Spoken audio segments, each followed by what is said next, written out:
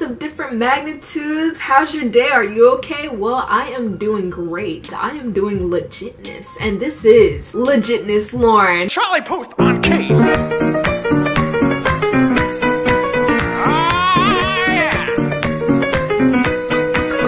The perfect way to blow dry your hair. And I know that there is no perfect way, but in my belief, I think the perfect way is doing your hair and reflecting on some literature quotes. Yes. Quick backstory. This semester is my last semester of high school, all that junk or whatever. And I decided to do dual enrollment because school is just too much. And I needed to be at home reflecting on myself, and I still am reflecting. One of my dual enrollment classes was at Tacoma Falls, and I took a literature course with Mr. Sean Gorman, and that course was A to the May to the Zang baby, okay? I learned more from that one course than I did throughout my whole high school and middle school career. I learned a lot in elementary school, actually. I love apples and bananas. So I'm gonna share with you some of the different like quotes and stuff that I took away from like the whole course and just reflecting on it while I blow dry my hair. So let's get started. First, I'm gonna be taking down my hair. Please have mercy on me because she ain't together right now, okay?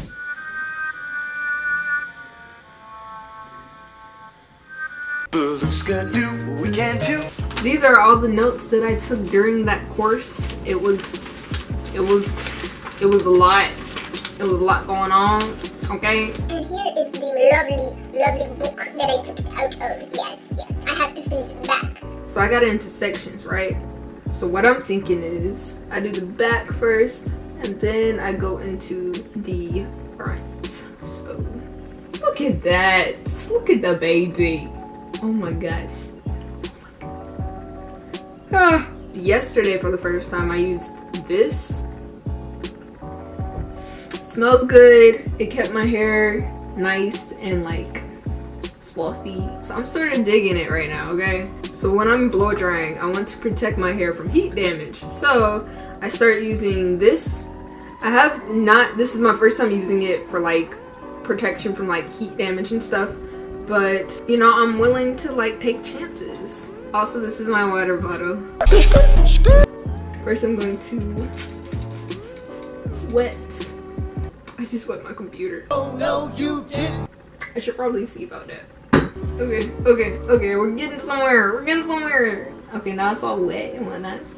The first quote is, when you wake up on a Sunday morning, you have exactly 168 hours of time until the following Sunday morning.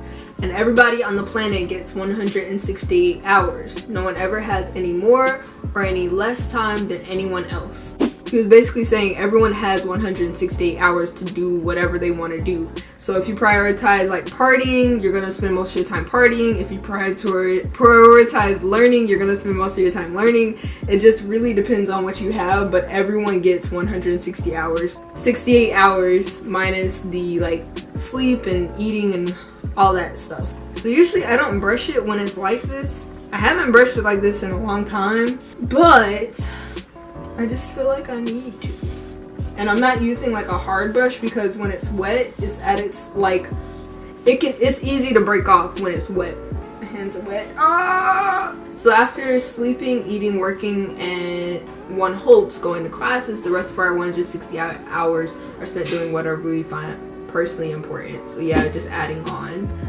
He also said biologist Pasteur, who said chance favors the prepared mind. Chance is the same as luck, and the ones who are lucky aren't per se really like lucky in the sense that you would think. Most of the time it's just that they were prepared for whatever opportunities were out there, and when the opportunity came, they were ready for them.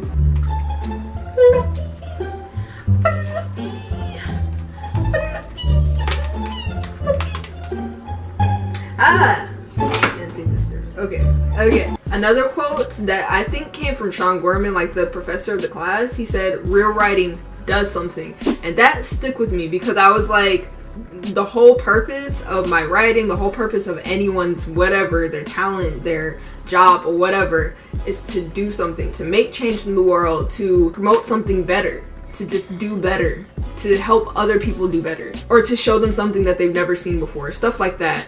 But it's supposed to do something, it's supposed to promote something, provoke thinking, all that stuff. And just drove me back to like, what's the whole reason for me writing? Because writing is my passion.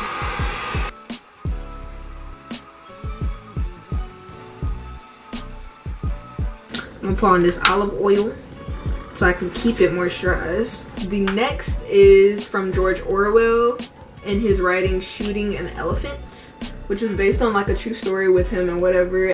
One of his quotes was, "When the white man turns tyrant, it is his own freedom that he destroys." I think this applies with anyone. It's not just the white man, but for the time period, I understand. But like, so I didn't recall what tyrant meant, so this is how I feel. Basically, you could be some cruel dictator and think what you're doing is right, but you actually end up losing your own rights when you start cruelly managing things. I often wondered whether any of the others grasped that I had done it solely to avoid looking a fool. Oftentimes, so in the story, he ends up shooting the elephant a whole bunch of times. There's a crowd around him who are waiting for him to shoot this elephant, and he does it. He shoots the elephant, and he only did it so he will avoid looking like a fool, which is what we do in daily life. Sometimes we'll say certain things about people, we'll diminish others, we'll diminish ourselves, we'll just hurt, all because we don't want to look like a clown. But you end up looking more like a circus when you start thinking that you won't look like a clown by doing whatever act it is. In my opinion, I really think that everyone should just stick to their morals, stick to your guns, and if someone disagrees, oh well. I mean, like, listen to other people. Like, don't be like that person who's just like, I'm stuck in their ways and whatnot. It's like, be open. But at the same time, don't be doing stupid stuff so you can get attention. There are many times in my life where I did certain things for the attention of others, or for the, I guess, acceptance from others, and I didn't need that, and no one told me that I didn't need that, so I was just stuck with whatever I thought was right. Short story, when I was in the 6th grade, it was my first year of middle school, all that, was nervous. The school was horrible, never went there again, and now it's closed. When I was there, my first friend, or my first true friend there, she had like a mental illness. We were like friends and whatnot, so we were cool until like some girls, they started teasing her and stuff, and that's when I sort of shifted away from being her friend and tried to get away from her. For the rest of the year, I never really talked to her again. Like afterwards, I felt so bad because I was like, I was seeking approval from others and I didn't want to be hanging out with the different person while it was my first year of middle school, because I didn't want to be labeled that girl who hung out with certain people like that. And it was really janky. It was really janky. And I to this day, a couple of times I did that, where I just wanted to be accepted instead of just accepting myself for who I was and taking people into my heart and doing the right thing, or relatively right thing, because the right thing may be different to you, but to me that was not right. Amy Tan, from her writing Mother Tongue.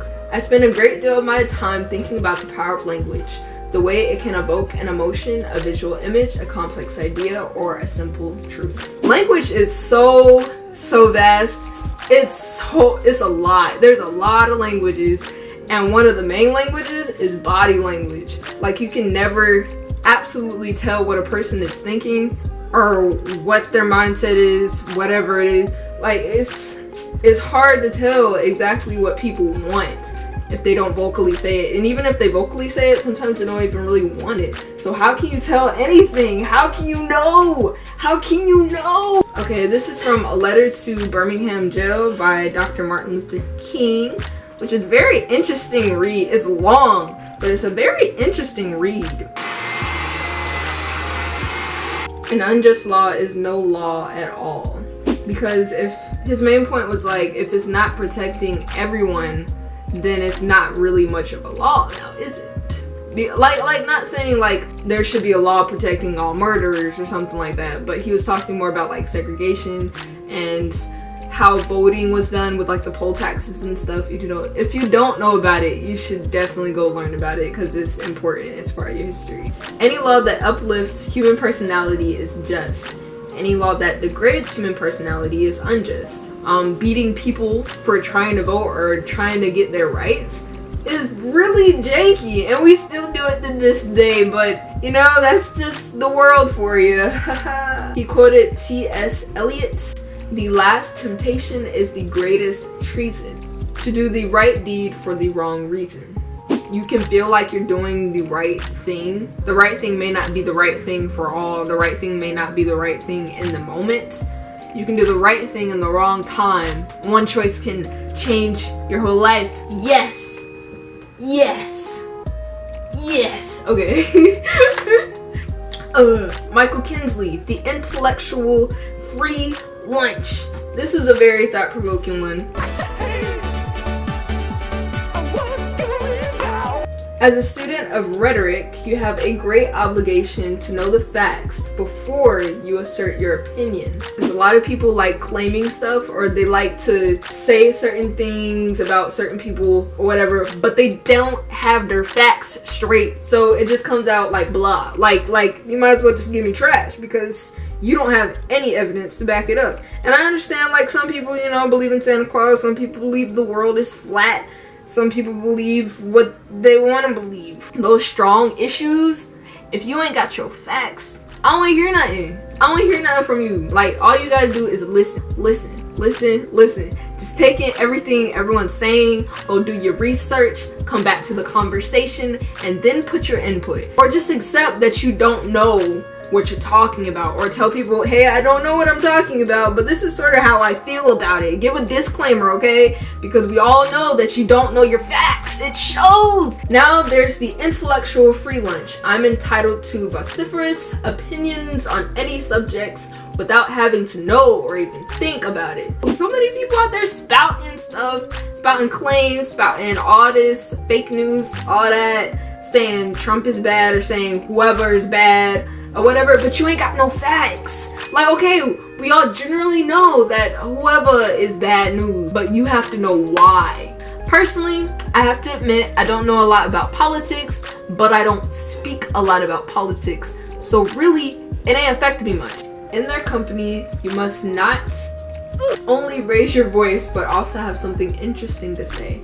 God gave you 2 ears to listen and 1 mouth to speak. You should listen and take in everything before you put something out there, because once you put something out there, you can't take those words back. And most of the time, most of what we say, it really isn't necessary. Yeah, have fun. Like, if you're like having fun with others and you're joking around, it's cool to say whatever you need to say, but just think about what you say before you say it. Simple. Cast your whole vote, not a strip of paper merely, but your whole influence.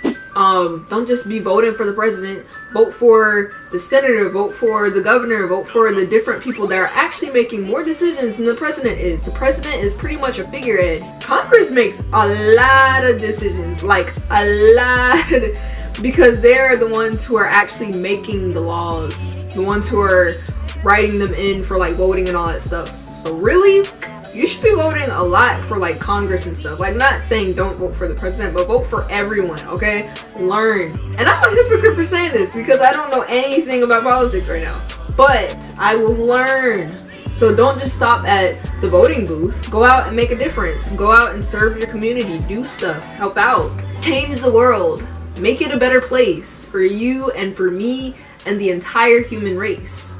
If a plant cannot live according to its nature, it dies, and so a man. So if you're not living to your belief, if you're not sticking to your guts, sticking to what you feel is right and feel what is wrong, then you're not really living your best life. Now, are you? Now, of course, like, don't go out murdering people or eating people. For my last meal, 1 man, please. I mean, do what you love, but like, bro, within reason, alright? Don't go impeding on someone else's right to live or someone else's right to have their joy and their freedom or whatever. Those people pleasers are the ones that suffer the most because they're really not sticking to their guns and being themselves. When you're not yourself, that's just the worst, because like just being on this earth, everyone is different. Therefore there should be no copies. I would not like to see 300 DWs walking around this earth. Like, that's gross, that's disgusting. Get it away. Like, I only need one. Therefore, you should not be copying others. You should not be trying to mimic others to get people's approval. Approval is like, you don't need approval. It's just not necessary. It's not. There was one more quote that didn't come from literature that I still wanted to talk about.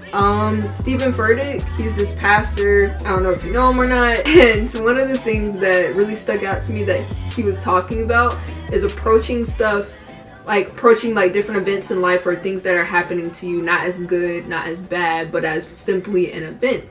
Because most times we limit or we label certain things as being good or bad, but when really, like, okay, let's say, well, you and whoever you like, whatever gender you like, you know what I'm saying? You're like, oh, you're so cute, you're great, oh my gosh, I love you, and that person doesn't love you back. That could either be a good thing or a bad thing. It could be a good thing because maybe they're just not meant to be in your life, or maybe they're very toxic and you like toxic people, and that's just the honest truth. That's for some people, that's what they deal with. Not everything should be labeled and should be bad or good. It should just be. Just let things be what they are. Humans. Glad I'm not one of them.